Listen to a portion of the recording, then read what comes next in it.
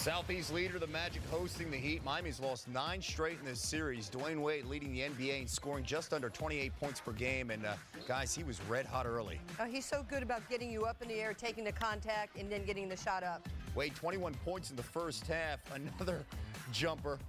We're tied at 58. Then Wade, 33 points through 3 quarters. We're tied at 60, carrying this team. He can handle it. He's quick, he's strong, and he's much improved shooting the jump shot. They double-team Wade, though, in the fourth, coming in 5th in the NBA in the fourth quarter when it comes to scoring 7 points per game, and you saw Wade struggle here. Well, you have to do that. You have to make other players beat you, not an MVP candidate. Wade missing again. He would not score a point, guys, in the fourth quarter. So he finished with 33 points. And when you're a great player like Dwayne Wade is, it's always great defense when you miss. Jameer Nelson finding Dwight Howard. Magic going to win 86-76. They are now 26-7, tied for the best start in franchise history, and that's saying a lot. This is the best road team in basketball. And I know we talk about the Cavs, we talk about the Celtics. They are the elite teams. We're going to put you guys in the 24-second clock here.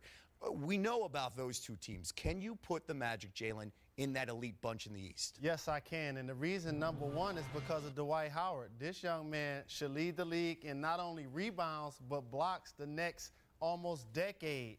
Now that opens up three-point shooting. You have Hedo Turkoglu, you have Rashard Lewis, both playing at high levels. The improvement of Jameer Nelson has been key in the backcourt, being a steady hand, and then the guy on the bench, Stan Van Gundy. He's going to push the right buttons at the right time, not allow this team to get complacent, and ultimately going to find a way to make this team advance in the playoffs. All right, way to run the break, but I have to tell you, for me, the big difference is they've got great defense. It starts and ends with defense. They only give up 93 points a game. That's 5th in the league. They're 3rd in blocks.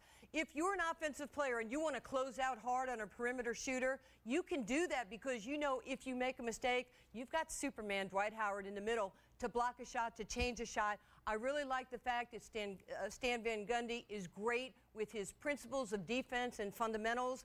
If they can do that, they will be able to be a contender. And the thing, too, I mentioned it before, best road team in the league, and that goes a long way when you're talking about a playoff run. And they're playing without Michael Peters. When they get him back, that's going to help stabilize the backcourt as well. All right, now at the start of the night, the Hawks, 3.5 games back of the Magic in the division, and the Hawks looked like they were coasting to an easy one against the Nets. They've won 6 in a row. Lawrence Frank not happy about the officiating, getting ejected in the second quarter. Brian Hill would take over. You know, the Nets had only 29 points in the first half, but they make a comeback. This is Jarvis Hayes for 3. The Nets bench fired up because they're back in this game. And he's a streak shooter, Hayes. He can knock down a couple of threes in a row, and that guy Devin Harris seems like no one can stop him from getting to the basket these days. Harris with 26 on the night. Now less than 2 to go, 2 seconds. Vince Carter for the win. Can't get it done. We go to overtime. I think we're going to see Carter later in this highlight. Then, Nets up by 1. Devin Harris losing control. Josh Smith. Nice play here. Well, you have to go strong to the basket anytime you have the numbers. Nice finish that time by Smith. Nets down 1, 5 seconds left. Vince Carter tracking the ball down. Look at this range.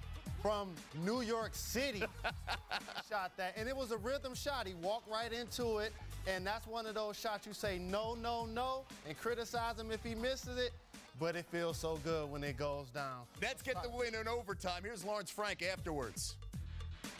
You know, I deserved to get thrown out. Was that your intention at that point? Yeah, I mean, it was, get your money's worth. We got to win. That's all I care. I'll do it every single game if it gets us wins. I mean, heck, everyone be fired up. Everyone be excited. Get El Frank off the court. Be a good thing for the team. That's the motivation. Get thrown out early. Hey, it happens sometimes, and you have to take one for the guys.